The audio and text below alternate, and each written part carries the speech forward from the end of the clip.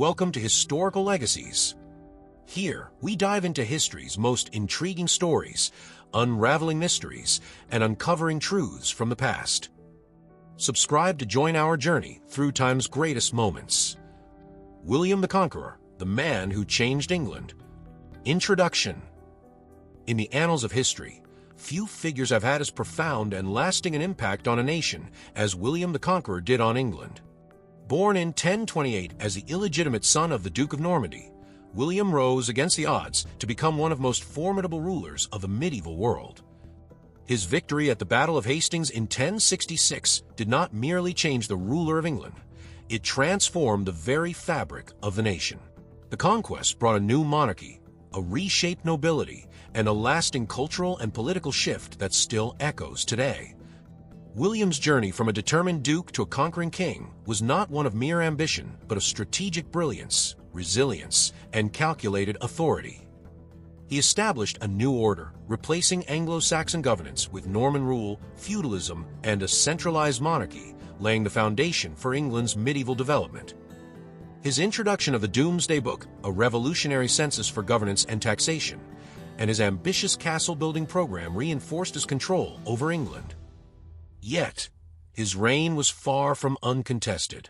Rebellions, threats from across the Channel, and internal conflicts tested his grip on power. He faced resistance from the Anglo-Saxons, invasions from rivals, and unrest among his own Norman barons. Despite these challenges, William held firm, ensuring that his legacy would endure long after his death in 1087.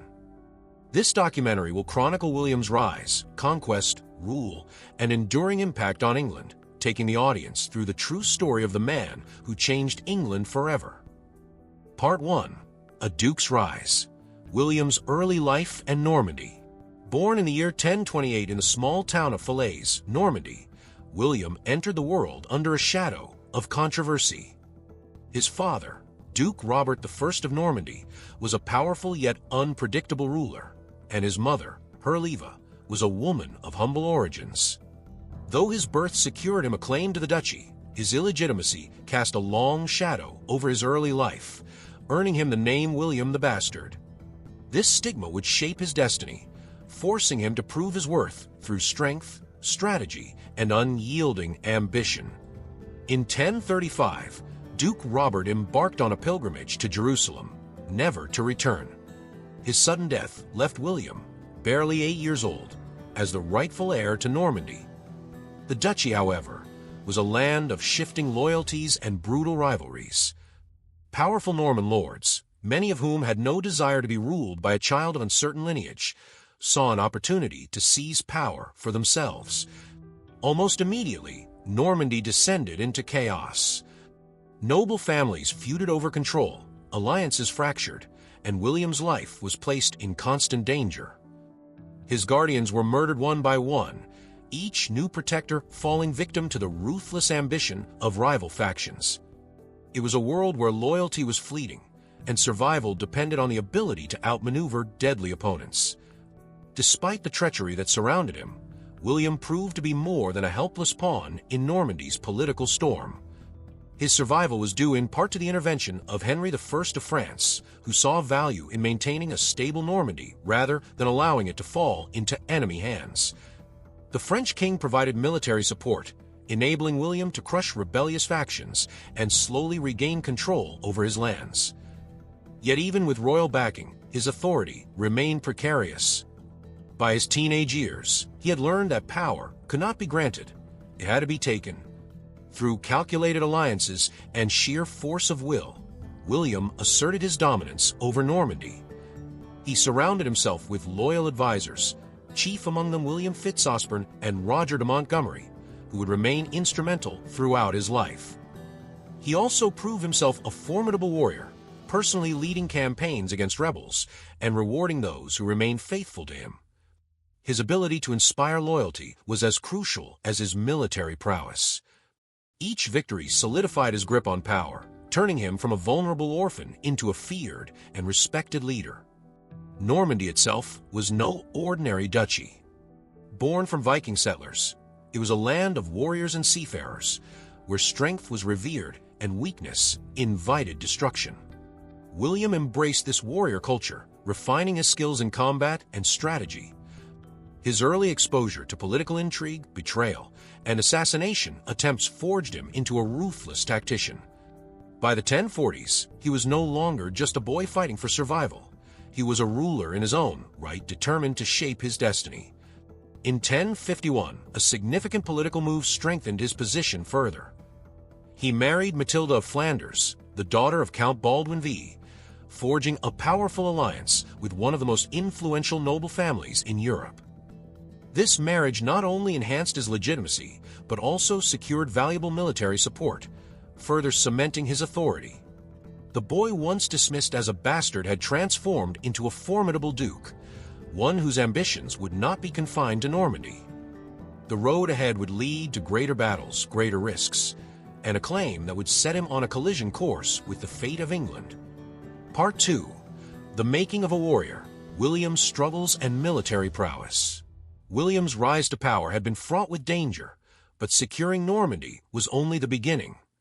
His rule remained precarious, his enemies numerous, and his survival depended on more than just political maneuvering. He needed to be more than a leader. He needed to become a warrior. From an early age, William had been shaped by the violence surrounding him, but as he reached adulthood, he transformed into a hardened military commander, capable of crushing rebellions and outmaneuvering even the most seasoned foes. His journey from a vulnerable young duke to one of the most feared warlords in France was marked by blood, steel, and unrelenting ambition. Threats to his rule did not fade as he grew older. They only became more sophisticated. Norman nobles, unwilling to submit to a duke they considered illegitimate, plotted against him at every turn. Assassination attempts were a constant danger, and William was forced to sleep in different locations each night to avoid an enemy's blade. His survival instinct sharpened, and so did his resolve. He refused to be a pawn in the games of the Norman elite, and with each challenge, he honed the skills that would make him a force to be reckoned with. His first true test as a military commander came in 1047 at the Battle of Hastings. A powerful coalition of rebellious Norman barons, seeking to overthrow him, had gathered considerable strength. Recognizing the threat, William turned to King Henry I of France, his sometime ally, for support. The two forces met near Caen, where William's cavalry played a decisive role in routing the rebels. His victory was not just a battlefield triumph, it was a statement. He had proven that he was no longer a mere child struggling to hold onto his inheritance. He was a warrior who could shape the battlefield to his advantage. William's military mind continued to evolve in the years that followed. He understood that raw strength alone was not enough. Strategy, discipline, and psychological warfare were just as crucial. His use of cavalry, a hallmark of Norman warfare, gave his armies speed and flexibility. He employed feigned retreats, a tactic that lured enemies into vulnerable positions before launching devastating counterattacks. He fortified key strongholds and rewarded his most loyal knights with land, ensuring that his inner circle remained unwaveringly committed to his cause. His armies did not merely fight. They outthought their opponents, striking where resistance was weakest and breaking morale before a battle even began. Normandy's warrior traditions played a crucial role in William's development. Descended from Viking raiders, the Normans had inherited a fierce martial culture that prized strength, resilience, and cunning in battle. William embraced these values, personally leading his forces into combat, earning the loyalty of his men not just as a ruler, but as a fighter. He was known for his endurance, capable of withstanding the brutal conditions of prolonged campaigns.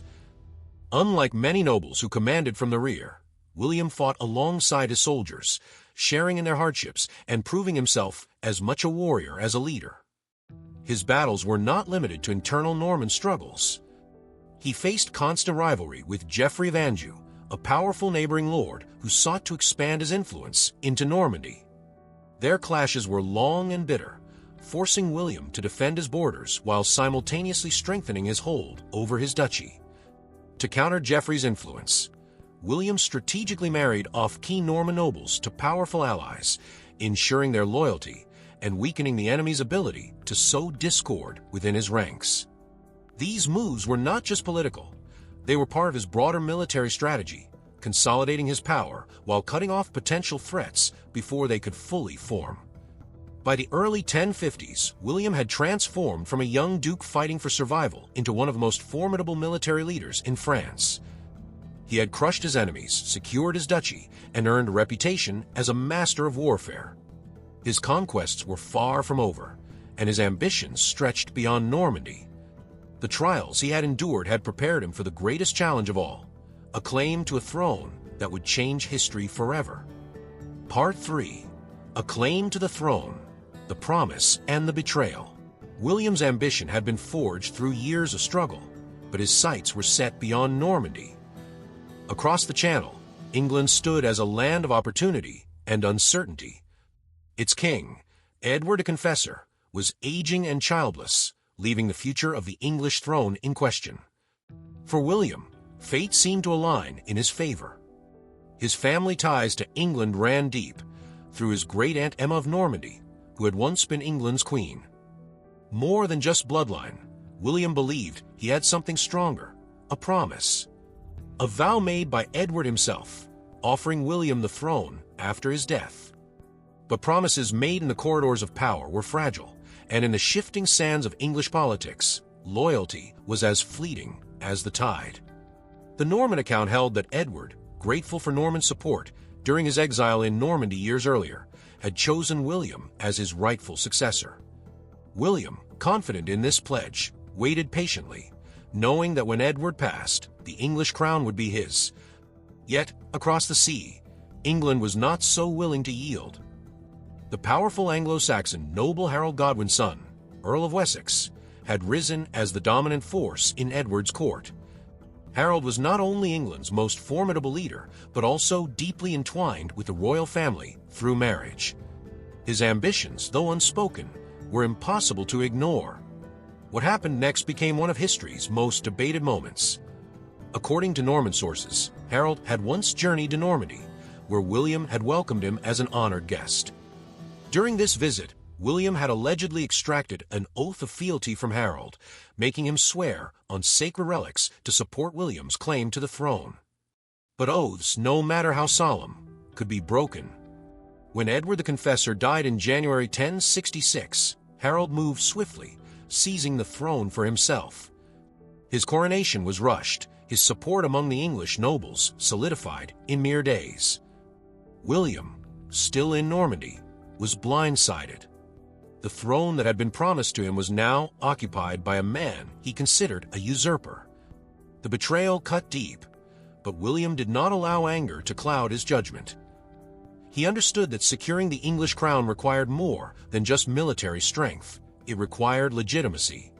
He needed allies, justification, and divine approval. His response was calculated, precise, and relentless. First, he spread his version of events across Europe, ensuring that kings and nobles alike knew of Harold's treachery.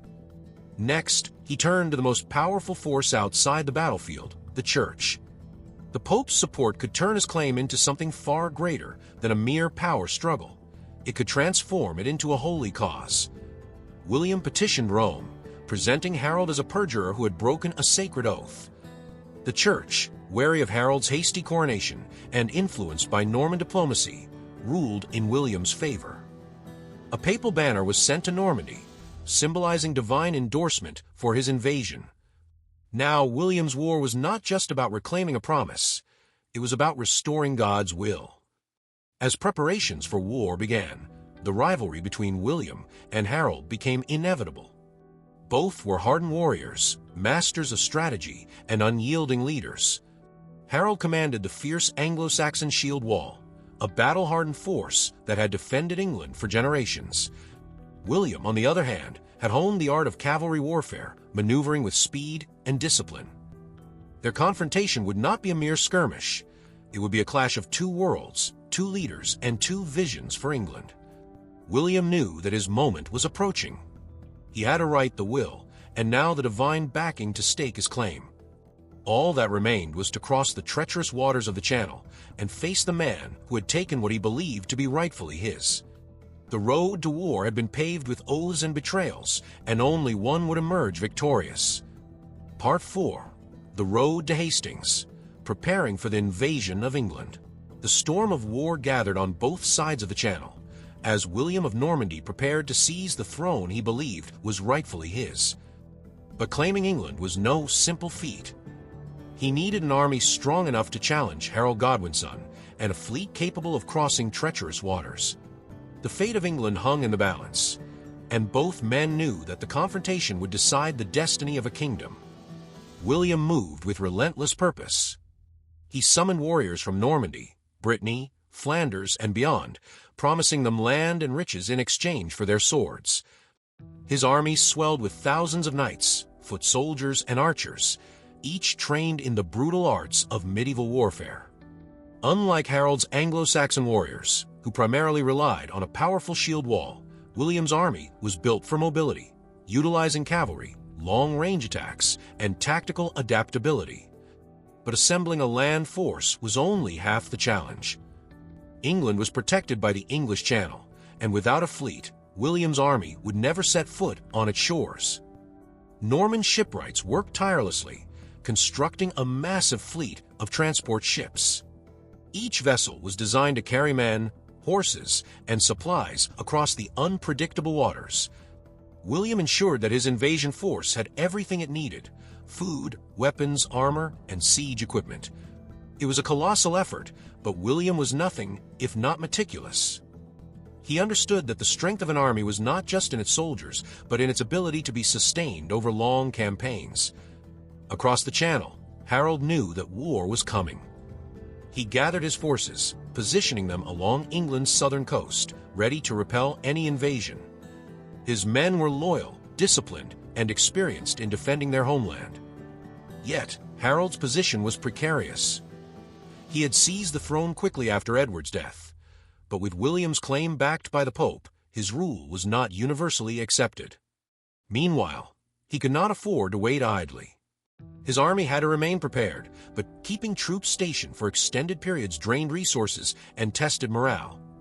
The waiting game had begun, and time was not on Harold's side. Then came an obstacle neither William nor Harold could control: the weather. For weeks, unfavorable winds kept William's fleet trapped in Normandy, unable to set sail. It was a test of patience and resilience. Doubts crept into the ranks, and whispers of ill omens spread. Was this divine intervention against their cause?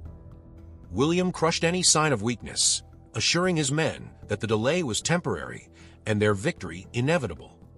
His forces remained on high alert, waiting for the moment when the winds would shift. Harold, on the other hand, faced a crisis of his own. While keeping his forces stationed along the coast, word reached him that a far greater threat had arrived from the north. Harald Hardrada, the fierce Viking king of Norway, had landed with a massive invasion force, determined to claim the English throne for himself. Harold was forced into a desperate march northward to confront this unexpected challenger. His troops, already weary from months of waiting, now had to cover hundreds of miles at breakneck speed.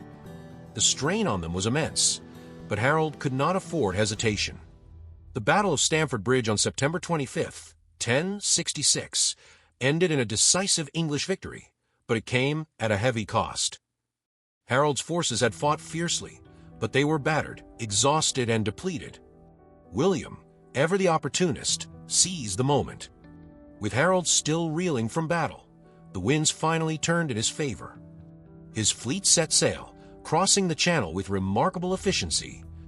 On September 28, 1066, William and his forces landed at Pevensey, stepping onto English soil without resistance. He had achieved what so many before him had failed to do. He had brought an invading army into the heart of England. But the war was far from over. Harold, hearing of William's landing, had no time to recover. He forced his men into another brutal march southward, knowing that every moment of delay strengthened the Norman position. William, meanwhile, consolidated his hold, fortifying his beachhead, securing supplies, and preparing for the inevitable battle.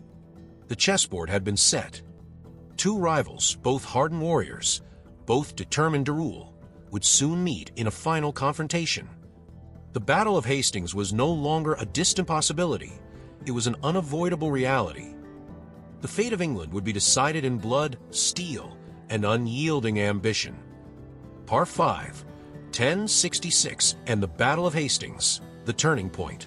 The morning of October 14th, 1066, dawned over Senlac Hill, shrouded in mist and tension. Two armies faced each other, knowing that by nightfall, England would belong to only one. William of Normandy, resolute and calculating, had led his forces from Pevensey to Hastings, securing supplies and readying for battle. Opposing him stood Harold Godwinson, weary but determined, his Saxon warriors forming an impenetrable shield wall along the ridge. The fate of the English crown hung in the balance. Harold's army was battered but disciplined. Having marched hundreds of miles after their victory at Stamford Bridge, his men arrived exhausted yet steadfast. The English forces, primarily infantry, relied on their formidable shield wall, a defense that had broken many enemies before. Their position on the hill gave them an advantage, forcing William's men to fight uphill. But the Normans were not easily deterred. William's army was diverse and well-trained, composed of cavalry, archers, and foot soldiers from Normandy, Brittany, and Flanders. Their ability to strike from multiple angles would prove decisive in the brutal clash to come. The battle erupted with the blast of war horns and a relentless Norman advance. Arrows darkened the sky as William's archers loosed volleys toward the English lines. Yet the steep terrain and the tight Saxon formation rendered them ineffective. William ordered his infantry forward, but they met an unyielding wall of shields and spears. The Normans surged again and again, yet the English warriors held their ground, repelling every assault with fierce resistance. Hours passed, and the battlefield turned into a blood-soaked arena of desperation and fury. Then, disaster struck the Normans. A cry spread through the ranks. William had fallen. Panic rippled across his army as soldiers wavered, believing their leader was dead. But William was very much alive. Tearing off his helmet, he rode along the lines, shouting that he still fought. His presence reignited his warriors' resolve, preventing a disastrous retreat. With renewed fury, he devised a new strategy, a feigned retreat. Norman cavalry turned and fled down the hill, feigning panic. The English, believing victory was within reach, broke their formation to pursue. It was the fatal mistake William had been waiting for. As the Saxons left their shield wall exposed, Norman knights wheeled back and struck with deadly precision. The once unbreakable wall began to fragment, and chaos spread among Harold's forces. The advantage had shifted. As the battle raged into the afternoon, William pressed his advantage. His archers now aimed higher, sending arrows plunging down into the exposed ranks of the English. Then came the decisive moment. Harold Godwinson, the last Anglo-Saxon king of England, fell. Some claimed he was struck by a Norman knight, others whispered of an arrow piercing his eye.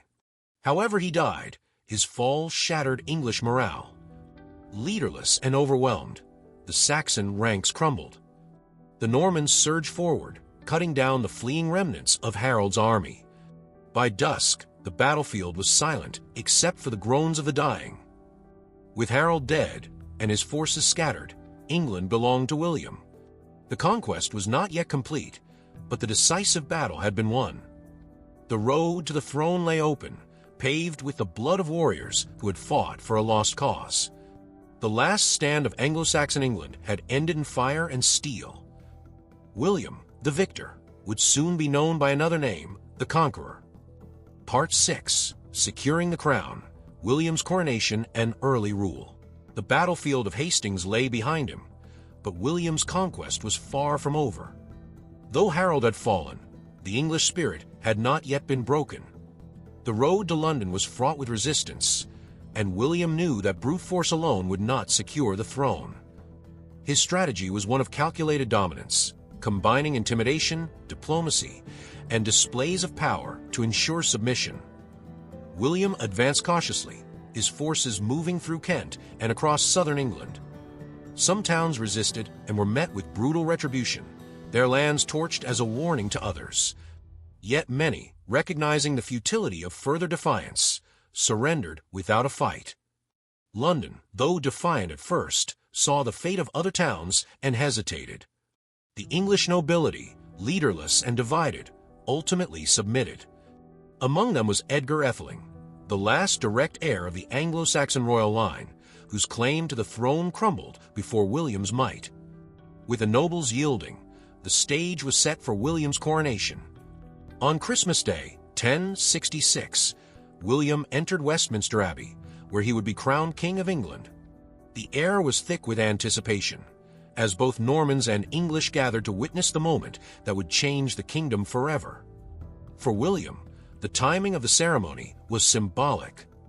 The holy day reinforced the idea that his rule was divinely sanctioned, linking him to the great kings who had come before. Yet, beneath the grandeur of the occasion, fear simmered in the hearts of his Norman guards. As the archbishop placed the crown upon William's head, the congregation inside the abbey erupted in cheers. Outside, Norman soldiers, unfamiliar with the English tongue, mistook the shouting for an uprising. Panic swept through their ranks. Believing their new king was under attack, they set fire to surrounding buildings and stormed into the abbey, swords drawn. Chaos reigned as smoke filled the grand hall, and terrified onlookers fled the scene. William, though furious at the disorder, did not allow it to mar his ascension. He completed the ceremony, sealing his claim to the throne amidst the embers of Norman fear and suspicion. With the crown secured, William turned to solidifying his grip on England. He rewarded his most loyal followers with vast lands, stripping English nobles of their estates and redistributing them among his Norman allies. This was not just a show of gratitude. It was a calculated move to establish a new ruling class, one loyal only to him. To maintain control over a still hostile land, he ordered the construction of castles, their towering stone walls symbols of Norman dominance. Among them was the Tower of London, a fortress designed not just for defense, but as a warning to the English that their world had changed forever. Despite his swift consolidation of power, discontent smoldered beneath the surface. Many English lords resented the foreign ruler who had seized their lands, and whispers of rebellion echoed across the kingdom. William's conquest had been swift, but true control would take years to cement. The fires of resistance had not yet been extinguished. England was his by right of conquest, but the battle for its soul had only just begun. Part 7. Rebellion and Resistance. Challenges from the Anglo-Saxons. William had claimed the crown, but England was not yet his. Beneath the surface of forced oaths and outward submission, resentment brewed.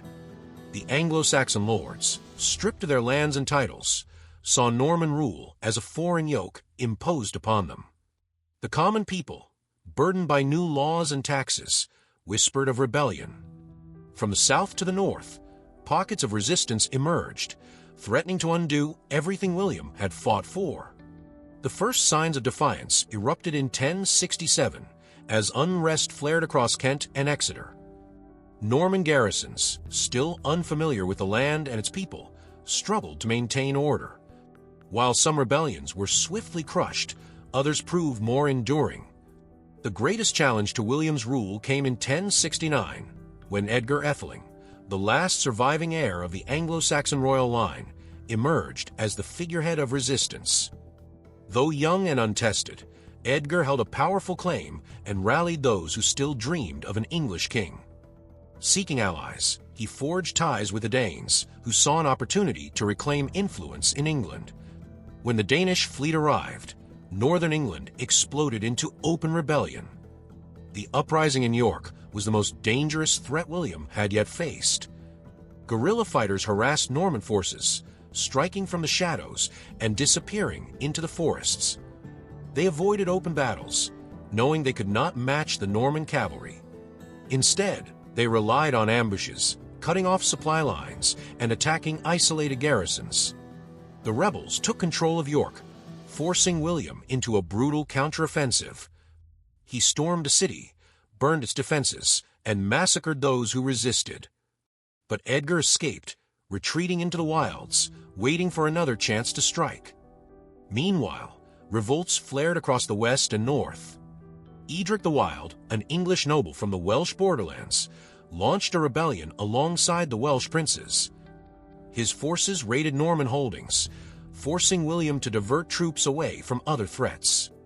In the north, rebellious earls tested the limits of Norman control, leveraging the rugged terrain to their advantage. Without strongholds in these regions, William's forces were spread thin, vulnerable to sudden attacks. He quickly recognized the need for a permanent solution. Castles became the backbone of William's strategy. Where Anglo-Saxon lords had relied on temporary fortifications, the Normans built towering stone fortresses. These strongholds dominated landscape, serving as both military bases and symbols of Norman dominance. The Tower of London, begun shortly after his coronation, stood as a reminder that William's grip on England would not be easily broken. From these castles, his knights patrolled the countryside, ensuring that even the most defiant regions remained under watchful eyes. Despite the determination of his enemies, William's relentless response crushed each rebellion in turn. The Danes, unwilling to commit fully to Edgar's cause, withdrew when William paid them off. One by one, the rebels lost their strongholds, their forces scattered. Edgar fled once more, escaping to Scotland, where he sought refuge under King Malcolm III. Yet his dreams of reclaiming the throne faded with each failed uprising. William, though momentarily secure, knew that true peace was still beyond reach. The English had been defeated, but they had not yet been broken. Part 8. The Harrying of the North. Suppressing opposition. The rebellions had tested William's patience. No matter how many times he crushed uprisings, the North remained defiant. Edgar Atheling still lurked, gathering support whenever an opportunity arose. The Danish fleet had retreated, but its arrival had emboldened the English once more. Norman rule, still fragile, faced its greatest challenge in the lawless and rugged lands beyond York. William knew that if he did not act decisively, his crown would always be at risk. This time, he would not simply defeat his enemies, he would erase the possibility of resistance altogether. Determined to impose absolute control, William personally led his army north in the winter of 1069. What followed was unlike any campaign he had waged before. This was not a war of conquests or battles. It was a war of annihilation. Every village suspected of harboring rebels was set ablaze. Crops and granaries were torched, livestock slaughtered, and wells poisoned. The land itself became a weapon, turned against those who had once defied him. The destruction stretched far beyond York, reaching deep into Northumbria and even across the Pennines. The scale of devastation was unlike anything England had seen before. Chroniclers wrote of fields stripped bare, entire settlements reduced to ashes, and the stench of death hanging over the ruins. The people, already suffering from previous conflicts, now faced starvation. Those who survived the initial destruction soon found themselves without food, shelter, or hope. Famine swept through the north, claiming tens of thousands of lives. There were no battles left to fight, no armies left to rally.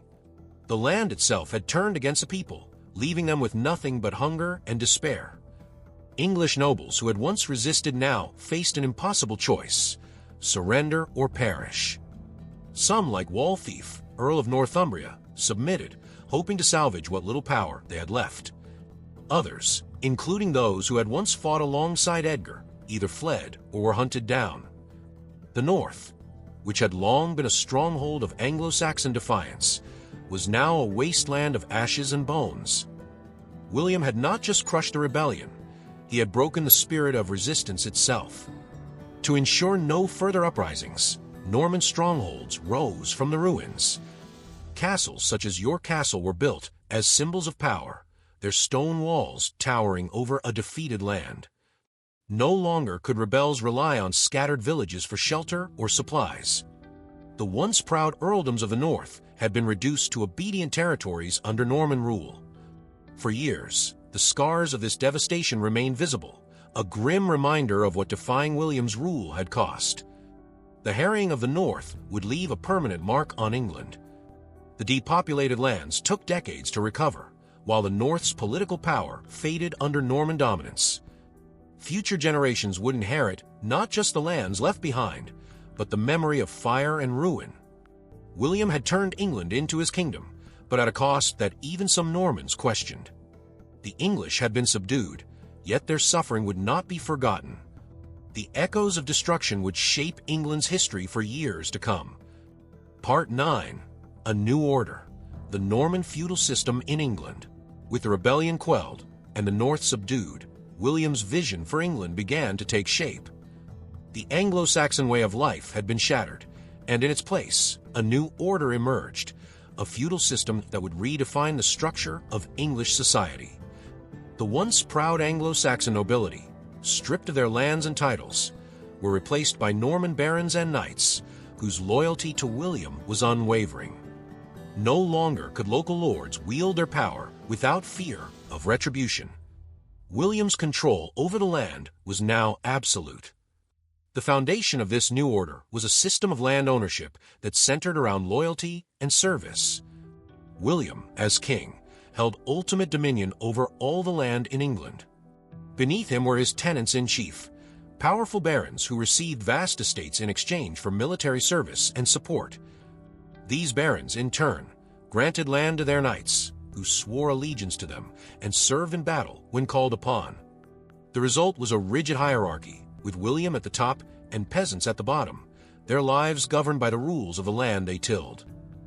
To solidify his control, William implemented a crucial measure in 1086, the Oath of Salisbury. Every landholder, from the highest baron to the lowest knight, was required to swear allegiance directly to him.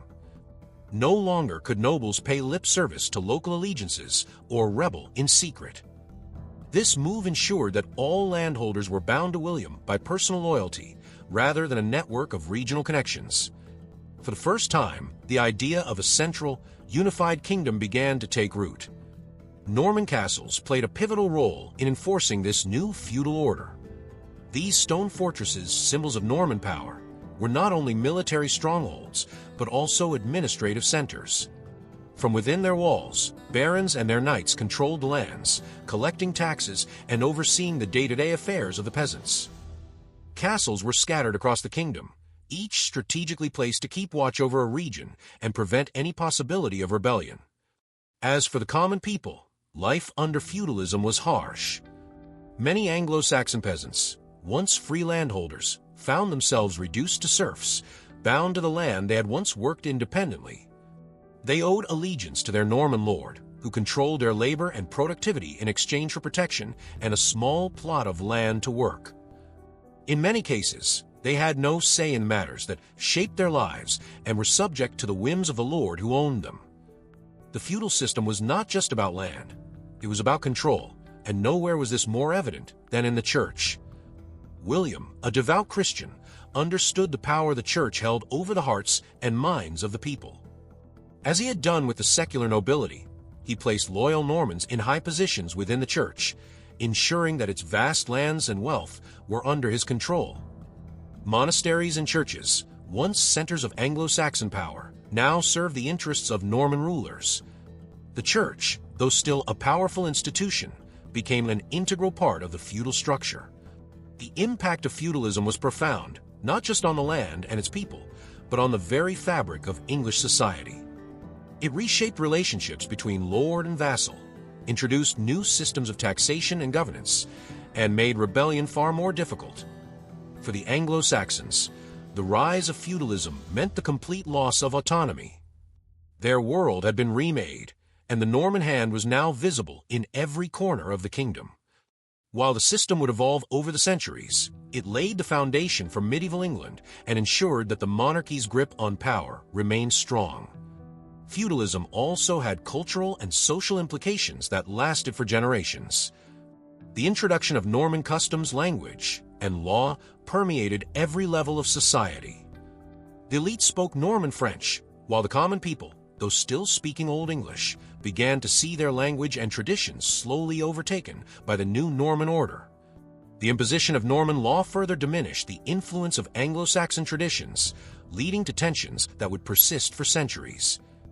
The long-term effects of this new order were felt across the kingdom. The foundation for future conflicts between monarchy and nobility was established, as the feudal system both empowered the king and created a class of powerful nobles who would challenge his authority.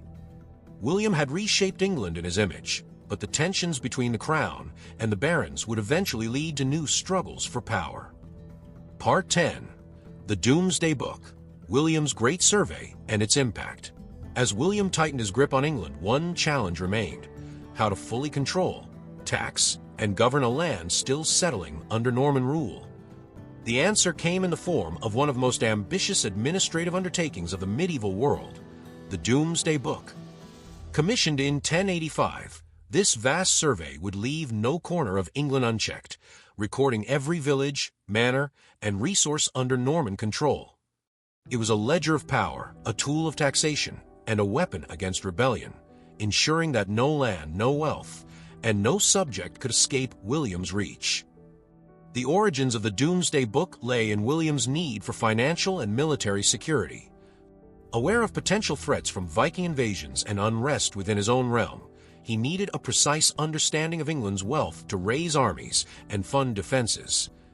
He ordered royal commissioners to travel across the kingdom, gathering detailed accounts of land ownership, livestock, mills, and the number of peasants, knights, and lords who lived on each estate.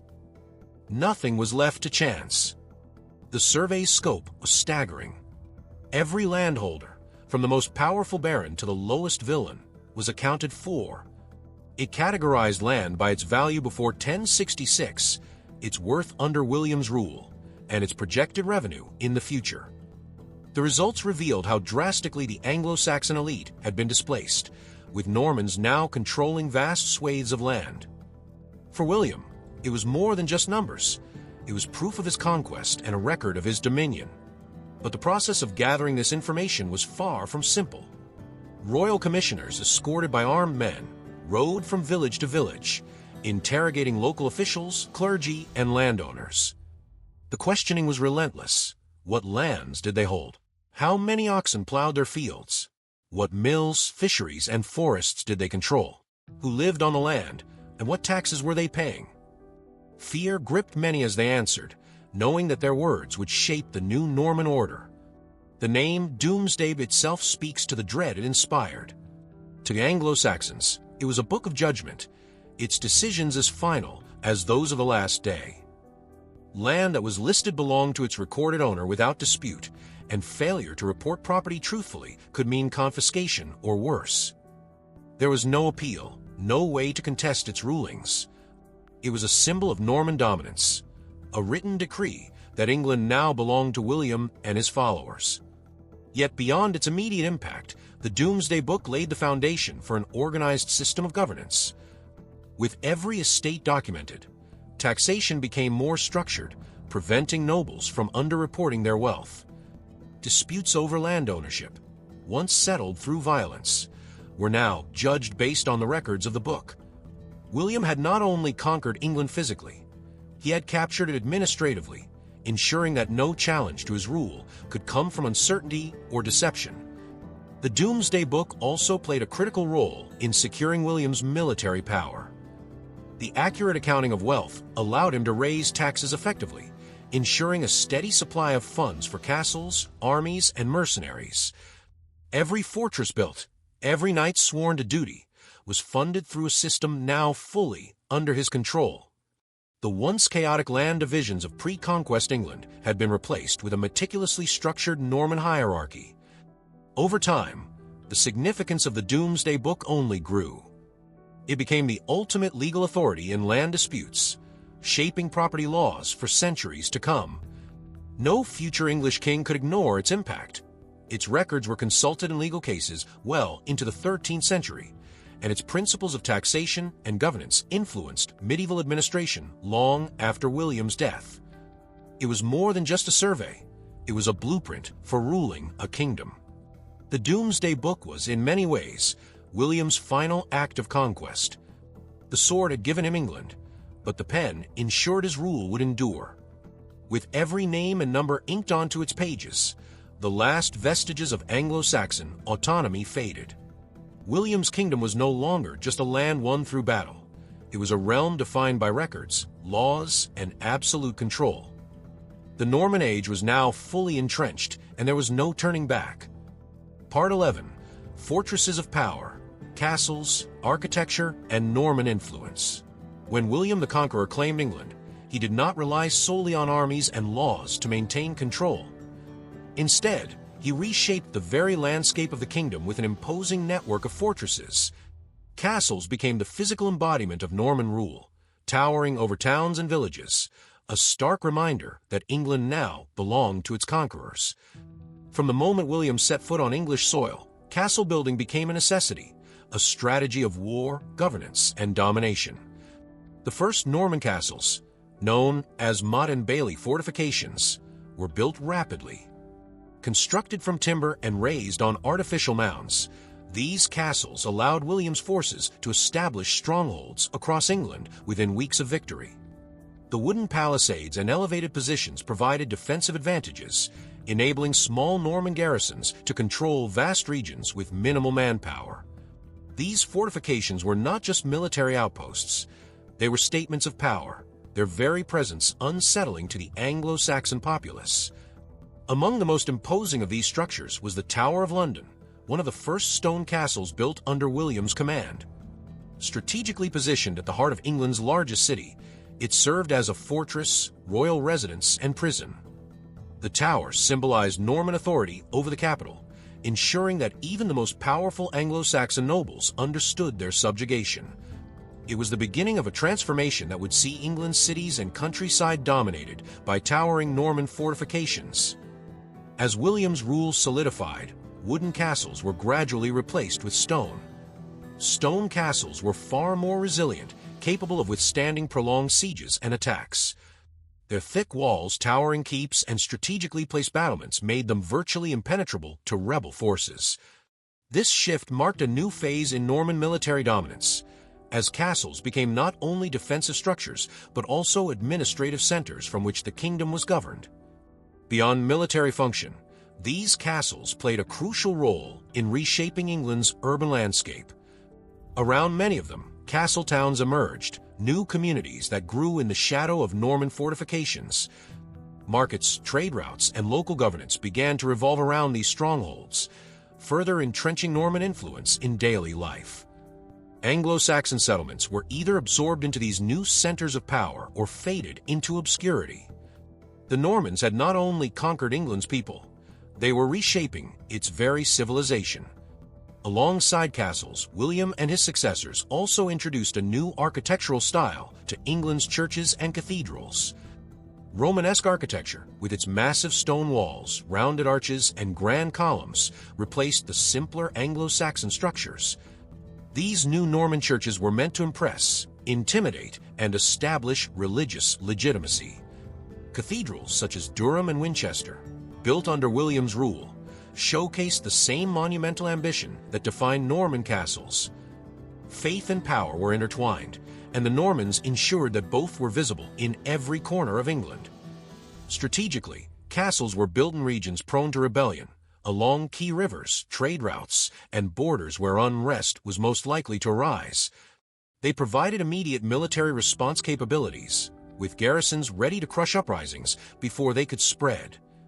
Norman knights and officials operated from these castles, collecting taxes, enforcing laws, and ensuring that William's authority remained unquestioned.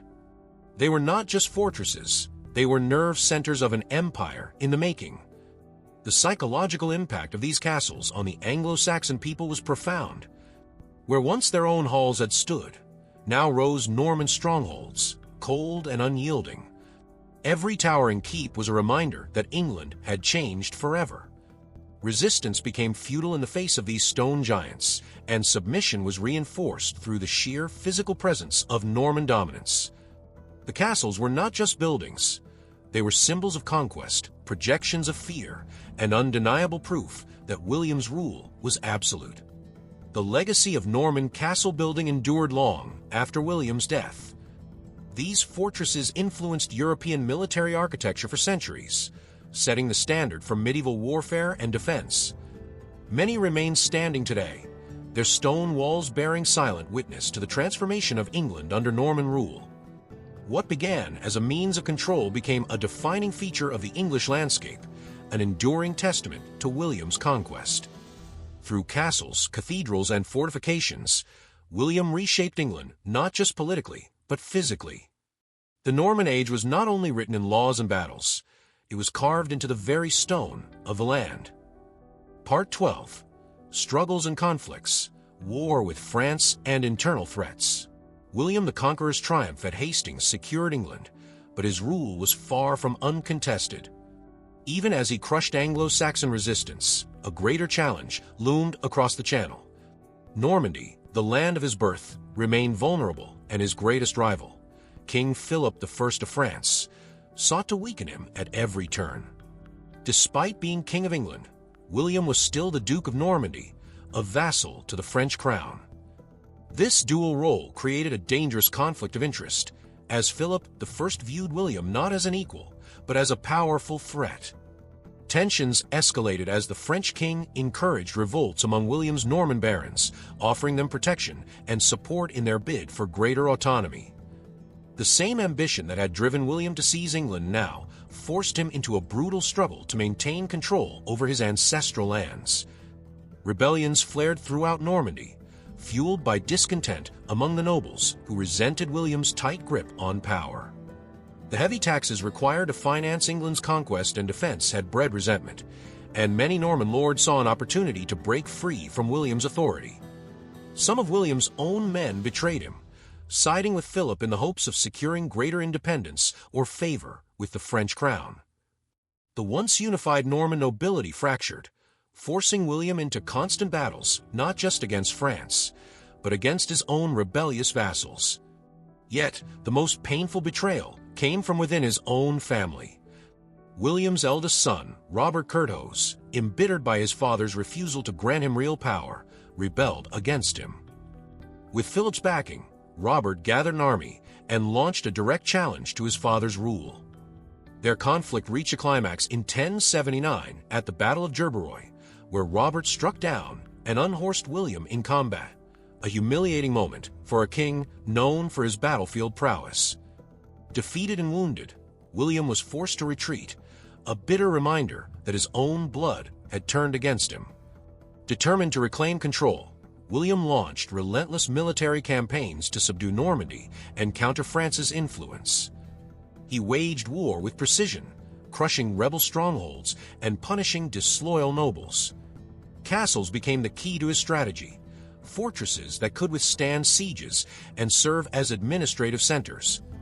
Yet, despite his efforts, Normandy remained a constant battleground, draining England's wealth and resources. The pressure of ruling two realms, each demanding his presence and military might, became an unbearable strain. Beyond the battlefield, William used diplomacy as a weapon. He arranged strategic marriages between his allies and powerful Norman families, ensuring that loyalty was bound not only by force, but by blood. He also strengthened ties with Flanders and other European powers to counter Philip's growing ambitions. But despite his efforts, the balance of power was shifting. Philip I continued to tighten his grip, making it clear that William's hold on Normandy would always be contested. As William entered his final years, the weight of endless warfare began to take its toll. The once indomitable conqueror now found himself locked in a war of attrition, his enemies growing bolder with each passing year. England was secure, but Normandy remained a land of uncertainty, its future constantly threatened by rebellion and foreign ambitions. What had begun as a glorious conquest had turned into a desperate struggle to hold onto power. William's legacy as a warrior king was undeniable, but so too was the price of his ambition. The unrelenting battles, betrayals, and political strife that defined his later reign foreshadowed the turmoil that would follow his death. The empire he had built stood strong, but cracks had begun to form, and the fight for control was far from over. Part 13. The Final Years, William's Declining Health and Last Campaigns. By the 1080s, the mighty William the Conqueror was no longer the unyielding warrior who had stormed England 2 decades earlier. Years of battle, political strife, and the constant demands of ruling 2 realms had taken their toll. His once imposing physique had changed. No longer the lean and formidable knight of Hastings, William had gained considerable weight, his movements slower, his endurance weakened. Yet, despite his aging body, his determination remained as fierce as ever.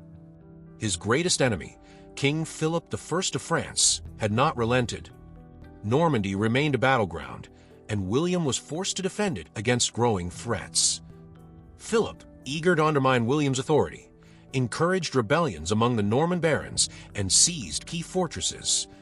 The conflict between the 2 rulers had become deeply personal, and Philip's taunts only fueled William's wrath.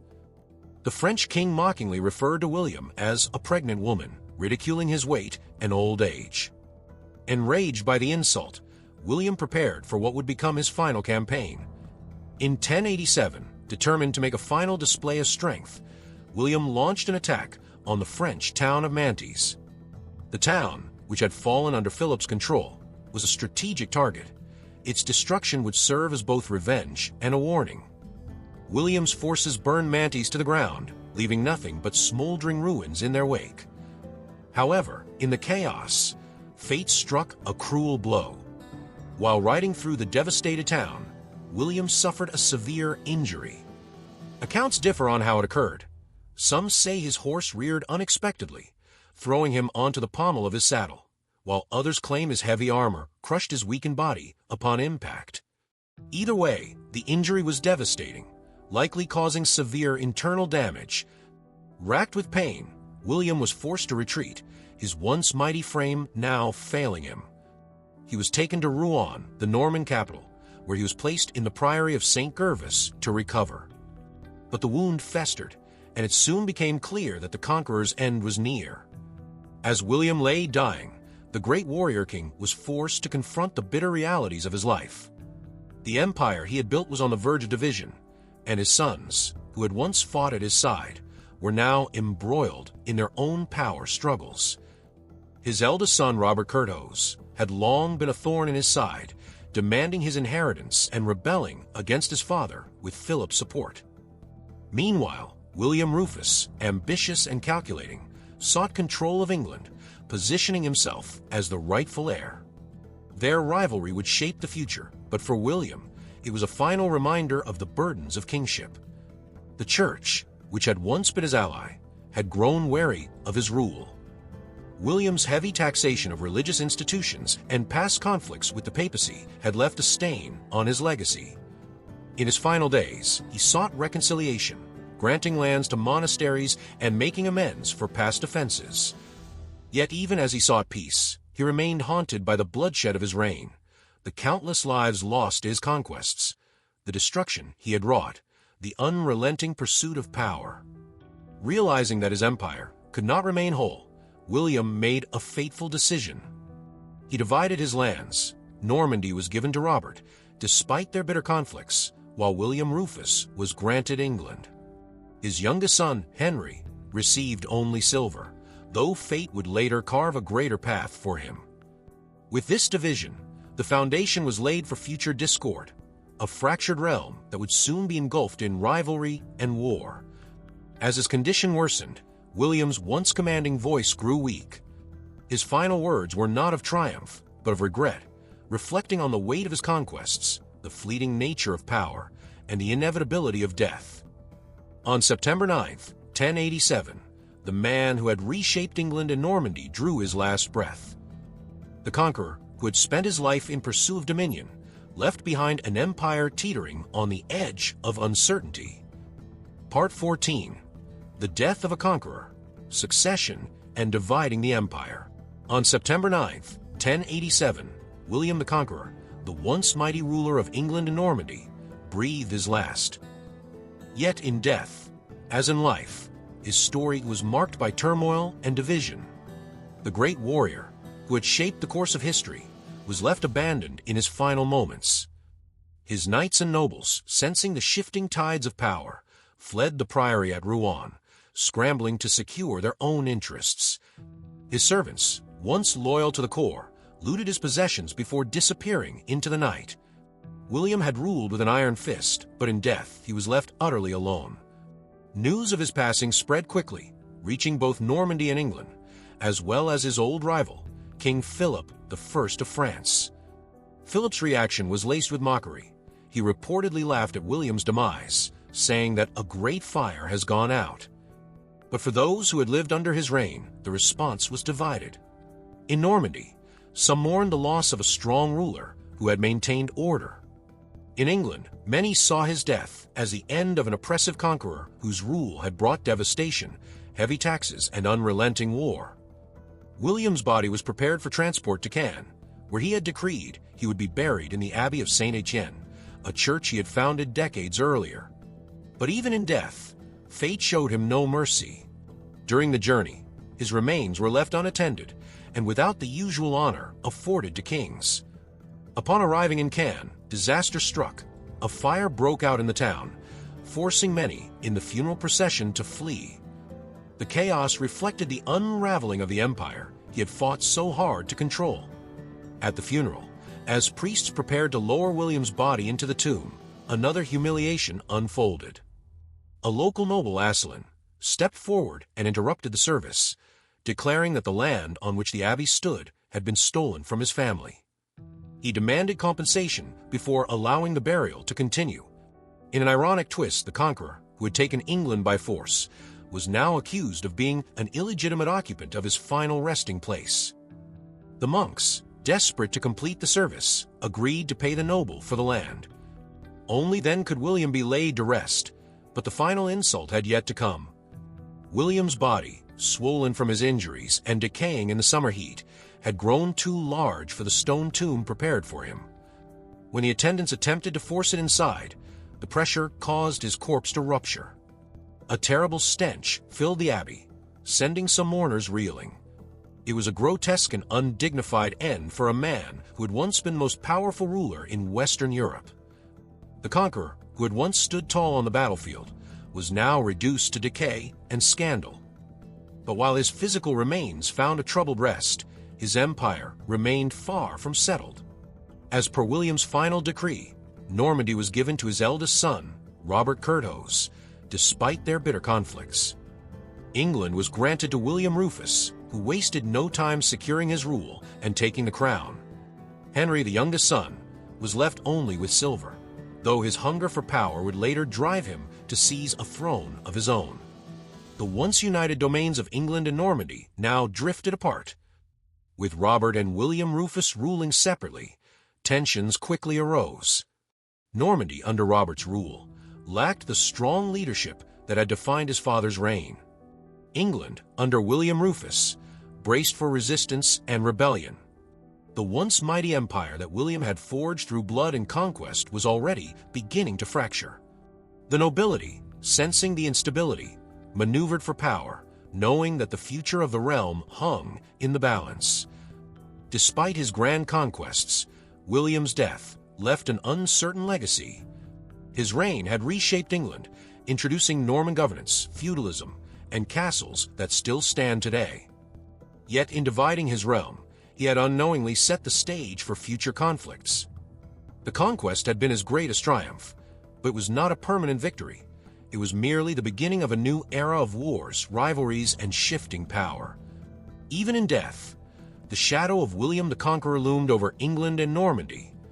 His name, both revered and reviled, would echo through history, a reminder of the brutal, unrelenting force that had changed a kingdom forever. Part 15, A Legacy That Endures. How William Shaped England's Future. William the Conqueror's reign did not end with his death. It lived on in the very fabric of England, woven into its laws, its language, and its ruling class. The Norman conquest had not only changed a throne, but had reshaped the kingdom itself, leaving an imprint that would define England for centuries. Though William was gone, his vision, his rule, and his iron grip on power continued to shape the nation, influencing everything from government to culture. One of William's most enduring legacies was the Normanization of England. His conquest had dismantled the Anglo-Saxon aristocracy, replacing it with a new Norman elite who spoke a different language, followed different customs, and owed their power to him alone. The Anglo-Saxon nobility had been almost entirely stripped of its lands, with William distributing vast estates to his most trusted Norman lords.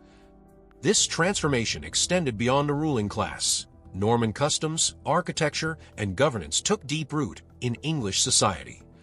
At the heart of this transformation was the feudal system, a rigid hierarchy that became the foundation of medieval England. William's victory had been built on loyalty and military service, and he ensured that this structure was enforced in his new kingdom.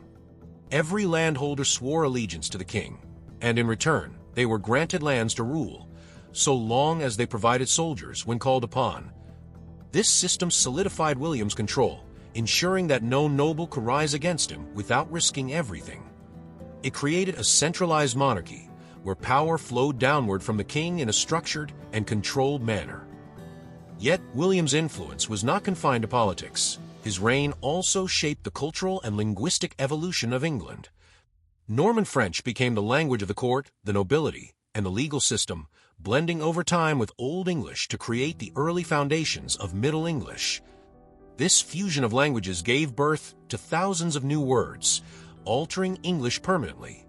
Even today, words of Norman origin, such as court, justice, and royal, are deeply embedded in the language, a testament to the conquest's lasting influence. William also transformed England's landscape with towering fortresses and castles, which served as both symbols of Norman dominance and essential military strongholds. The most famous of these was the Tower of London, a structure that still stands today as a reminder of his rule. Castles became the backbone of Norman control, ensuring that rebellions could be swiftly crushed and that the Norman elite could maintain their grip over the land. Beyond military dominance, William revolutionized England's administration with the creation of the Domesday Book, a detailed survey of every landholding, livestock, and resource in the kingdom. It was a masterstroke of governance, providing the monarchy with an unparalleled understanding of England's wealth and allowing for more efficient taxation. The Domesday Book was not merely an administrative tool. It was a declaration of William's control, ensuring that no corner of his realm was beyond his reach. The church also fell under Norman influence, as William sought to reform and realign English religious institutions with those of mainland Europe. Many Anglo-Saxon bishops were replaced with Norman clergy, and the architecture of churches across England began to reflect the grandeur of Norman styles. William's rule strengthened ties between England and the papacy, bringing the English church firmly into the European fold. But perhaps one of the most significant consequences of William's reign was the seeds of future conflict that his divided empire left behind. By splitting his territories, giving Normandy to his eldest son, Robert, and England to William Rufus, he created a fractured inheritance that would plunge the two regions into decades of warfare. The struggle between Normandy and England became a defining feature of medieval history, leading to constant clashes, betrayals, and shifting alliances. Even centuries after his death, William's impact on English governance remained profound. His feudal system laid the groundwork for the monarchical structure that persisted for generations, and his administrative reforms became the foundation of English law. His rule set a precedent for strong, centralized kingship, inspiring later monarchs to consolidate power and enforce strict control over their vassals. The monarchy William shaped would eventually evolve into one of the most enduring in Europe. Yet William's greatest legacy may not be in the castles, the language, or the laws he left behind. It may be in the psychological imprint of the Norman conquest itself. The memory of 1066 became a defining moment in English history, a symbol of conquest and resilience. It shaped England's national identity, reinforcing the idea that the island kingdom was a land of warriors, defenders, and rulers who could never be easily subdued. From the Tower of London to the words we still use today, from the feudal hierarchy to the legal foundations of government, William's reign did not fade with his death. It endured, shaping England's destiny long after he was gone. Though his body lay in Cannes, his influence stretched across generations, an unbroken shadow cast over the kingdom he had conquered. The conqueror had died, but his conquest never truly ended. Thanks for tuning in to Historical Legacies. If you enjoyed this dive into history, please like, subscribe, and share. Join us next time for more fascinating stories from the past.